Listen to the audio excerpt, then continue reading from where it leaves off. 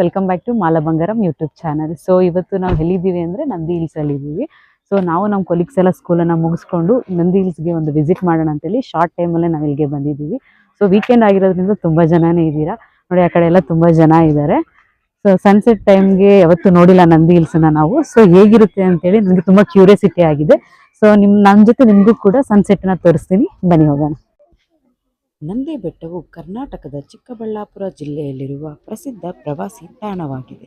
ಇದು ಬೆಂಗಳೂರಿನಿಂದ ಸುಮಾರು 60 ಕಿಲೋಮೀಟರ್ ದೂರದಲ್ಲಿದ್ದು ಸಮುದ್ರ ಮಟ್ಟದಿಂದ ಸುಮಾರು 1478 ಮೀಟರ್ ಎತ್ತರದಲ್ಲಿದೆ.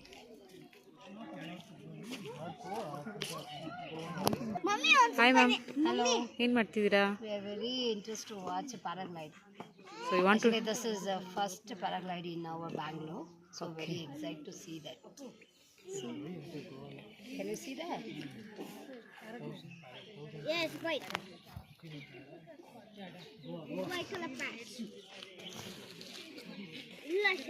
ಈ ಸ್ಥಳವು ಟಿಪ್ಪು ಸುಲ್ತಾನರ ಕೋಟೆ, ಟಿಪ್ಪುವಿನ ಬೇಸಿಗೆ ನಿವಾಸ, ನಂದಿ ದೇವಸ್ಥಾನ, ಬ್ರಹ್ಮಾಶ್ರಮ ಹಾಗೂ ಅಮೃತ ಸರೋವರ ಮುಂತಾದ ಐತಿಹಾಸಿಕ ಸ್ಥಳಗಳನ್ನು ಒಳಗೊಂಡಿದೆ. ನಂದಿ ಬೆಟ್ಟವು ಟ್ರೆಕ್ಕಿಂಗ್, ಸೈಕ್ಲಿಂಗ್ ಹಾಗೂ ಫೋಟೋಗ್ರಫಿಗೆ ಅತ್ಯುತ್ತಮ ಸ್ಥಳವಾಗಿದೆ. ಪ್ರಕೃತಿಯ ಮಡಿಲಲ್ಲಿ ಸಮಯ ಕಳೆಯಲು ಮತ್ತು ಮನಸ್ಸಿಗೆ ನೆಮ್ಮದಿ ಪಡೆಯಲು ನಂದಿ ಬೆಟ್ಟ ಅತ್ಯುತ್ತಮ ಪ್ರವಾಸಿ ತಾಣವಾಗಿದೆ. ಇಲ್ಲಿ ಬೆಳಗಿನ ಸೂರ್ಯೋದಯ ನೋಡುವುದು ಅತ್ಯಂತ ಅದ್ಭುತ ಅನುಭವ. ಮಂಜಿನ ನಡುವೆ ಮೂಡುವ ಸೂರ್ಯನ ಕಿರಣಗಳು ಮನಸ್ಸಿಗೆ ಸಂತೋಷ ನೀಡುತ್ತವೆ. ಭೋಗನಂದೀಶ್ವರ ದೇವಾಲಯ ಸುಮಾರು 1000 ವರ್ಷ ಹಳೆಯದಾದ ಈ ದೇವಾಲಯ ಶಿವನಿಗೆ ಸಮರ್ಪಿತವಾಗಿದೆ. ಇದರ ಶಿಲ್ಪಕಲೆ ಅತ್ಯಂತ ಸುಂದರವಾಗಿದೆ.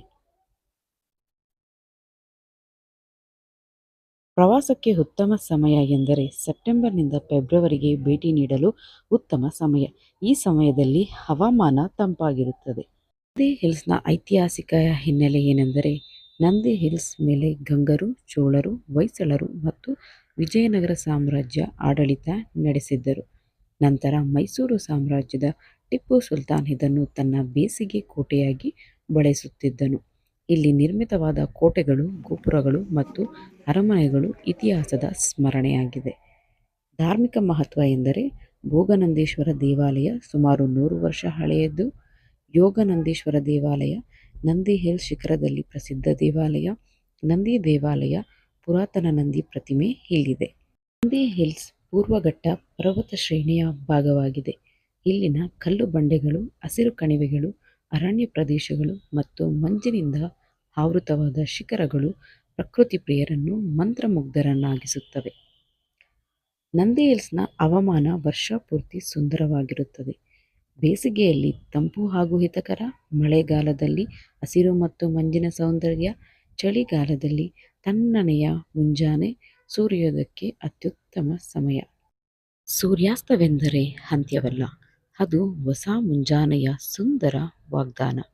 ಮುಗಿಯುವ ದಿನವು ಬದುಕಿಗೆ ಹೊಸ ಆಶಯವನ್ನು ಕೊಡುವ ಪ್ರಕೃತಿಯ ಮೌನ ಸಂದೇಶವೇ ಸೂರ್ಯಾಸ್ತ. ಆಕಾಶದ ಕೆಂಪು ಕಿತ್ತಳೆ ಬಣ್ಣಗಳಲ್ಲಿ ಕರಗುವ ಸೂರ್ಯನು ಜೀವನದಲ್ಲಿಯೂ ಶಾಂತಿಯ ಅರ್ಥವನ್ನು ಬೋಧಿಸುತ್ತಾನೆ. ಸೂರ್ಯಾಸ್ತ ನೋಡುವ ಕ್ಷಣ ಮನಸ್ಸಿಗೆ ಧೈರ್ಯ ಮತ್ತು ನೆಮ್ಮದಿ ನೀಡುತ್ತದೆ. ಶೋಭಕ್ಕ ಎಕ್ಸ್ಪೀರಿಯನ್ಸ್ ಹೇಳಿ. ಸೌಮ್ಯ ಮ್ಯಾಮ್ ಎಕ್ಸ್ಪೀರಿಯನ್ಸ್ ಹೇಳಿ. ಸರ್ ಏನೋ ಸುಮ್ಮನೆ ಒಂದು ಪ್ಲಾನ್ 1 hour 2 hour ಅಂತ ಬಂದ್ವಿ. ಯಾಕೆ ಗಿವ್ ಅಪ್ ಇಷ್ಟು ರಿಸ್ಕ್ ತಗೊಂಡು ನಂದಿ ಹಿಲ್ಸ್ ಮೇಲೆನೆ ಹತ್ತಿ ಬಂದಿದ್ವಿ. ತುಂಬಾ ಕೂಲಾಗಿ ಚಿಲ್ಲಾಗಿ ಎಂಜಾಯ್ ಮಾಡಿದ್ವಿ. We are very happy. Family together. Ashwini ma'am ಹೇಗಿತ್ತು ನಂದಿ ಹಿಲ್ಸ್? ಫುಲ್ ಅಮೇಜಿಂಗ್ ಆಗಿತ್ತು. ನಮ್ದು ಮದುವೆ ಆಗಿದೆ ರೀಸೆಂಟ್ 6 months ಆಗಿದೆ. ಸಾರಿ 16 years ಅಂತೇಳಿ 6 years ಅಲ್ಲ, ಏನ್ರಿ ಸುಳ್ಳು ಹೇಳ್ಬೇಕು, ಇಷ್ಟೊಂದು ಸುಳ್ಳು ಹೇಳ್ಬಾರ್ದು. ಹೇಳಿ. ನೆಕ್ಸ್ಟ್ 6 months ಆಗಿದೆ. ಓಕೆ, ಬಂದಿದ್ದೀವಿ. ಅದೆಲ್ಲ ಸುಳ್ಳು ಗೈಸ್. Okay, next. ತುಂಬಾ ಚೆನ್ನಾಗಿದೆ. ಎಲ್ಲರೂ ಮಾಲಾ ಬಂಗಾರಂ ಯೂಟ್ಯೂಬ್ ಚಾನಲ್ಗೆ ಲೈಕ್ ಮಾಡಿ, ಶೇರ್ ಮಾಡಿ, ಸಬ್ಸ್ಕ್ರೈಬ್ ಮಾಡಿ. 6 months ಫಾಲೋ ಫ್ರೆಂಡ್ಸ್. 10 years ಆಯ್ತು ನೋಡಿ ಗೈಸ್, ಇಷ್ಟೊತ್ತು ಹೇಳಿದವರೆಲ್ಲ ಸುಳ್ಳು. 3 years ಬ್ಯಾಕ್ ಬಂದಿದ್ವಿ, ಈಗ ಮತ್ತೆ ಬಂದಿದ್ದೀವಿ. ಎಲ್ಲರೂ ಮತ್ತೆ ವಿಸಿಟ್ ಕೊಡಿ ನಂದಿ ಹಿಲ್ಸ್ಗೆ. ಫೈನಲಿ ನಾವು ನಂದಿ ಬೆಟ್ಟನ ಸುತ್ತಿ ಈಗ ಮನೆ ಕಡೆ ಹೊರಡ್ತಿದ್ದೀವಿ. ಏನು ಅಶ್ವಿನಿ ಮ್ಯಾಮ್ ಹೇಗಿತ್ತು ಸೂಪರ್ ಆಗಿತ್ತು. ನಾವ್ plan ಏನ್- ಫ್ರೆಂಡ್ಸು ಫ್ಯಾಮಿಲಿ ಜೊತೆ ಬಂದು ಎಂಜಾಯ್ ಮಾಡಿ ನಾವು ಪ್ಲಾನ್ ಇಲ್ದೇನೆ ನಂದಿ ಹಿಲ್ಸ್ ಬಂದಿದೀವಿ. ಆದ್ರೂ ಬೇಜಾರಾಗ್ತಾ ಇದೆ, ಯಾಕಂದ್ರೆ ಇಷ್ಟು ಬೇಗ ಹೋಗ್ತಾ ಇದೀವಿ. ನಾನು ಆಕ್ಚುಲಿ ಇನ್ನೂ ಬೇಗ ಬರ್ಬೇಕಿತ್ತು. ಸಂಡೇ ಬರೋಣ, ಸ್ಯಾಟರ್ಡೇ ಬೇಡ, ಸ್ಕೂಲ್ ಮುಗಿಸ್ಕೊಂಡು ಟೈಮ್ ಆಗಿದೆ ಅಂತ. ಬಟ್ ಇವರೆಲ್ಲ ಬಿಡ್ಲಿಲ್ಲ. ಸೊ ಸಡನ್ ಪ್ಲಾನ್ ಹಾಕಿ ನಾವೆಲ್ಲ ನಂದಿ ಹಿಲ್ಸ್ಗೆ ಆದ್ರೂ ಒಂದು ಸಕ್ಸಸ್ ಒನ್ ಡೇ ಆಗಿಲ್ಲ, ಆದ್ರೂ ಹಾಫ್ ಡೇ ಟ್ರಿಪ್ ಮಾಡ್ಕೊಂಡಿದೀವಿ ನಾವು. ಸೊ ತುಂಬಾ ಎಂಜಾಯ್ ಅಂತೂ ಮಾಡಿದ್ವಿ. ಸೊ ನೆಕ್ಸ್ಟ್ ವಿಡಿಯೋದಲ್ಲಿ ಸಿಗೋಣ. Until there bye. Please bye. Like share ಮಾಡಿ, ಲೈಕ್ ಮಾಡಿ ಹಾಗೂ ಸಬ್ಸ್ಕ್ರೈಬ್ ಮಾಡಿ ಮಾಲಾ ಬಂಗಾರಂ ಯೂಟ್ಯೂಬ್ ಚಾನಲ್.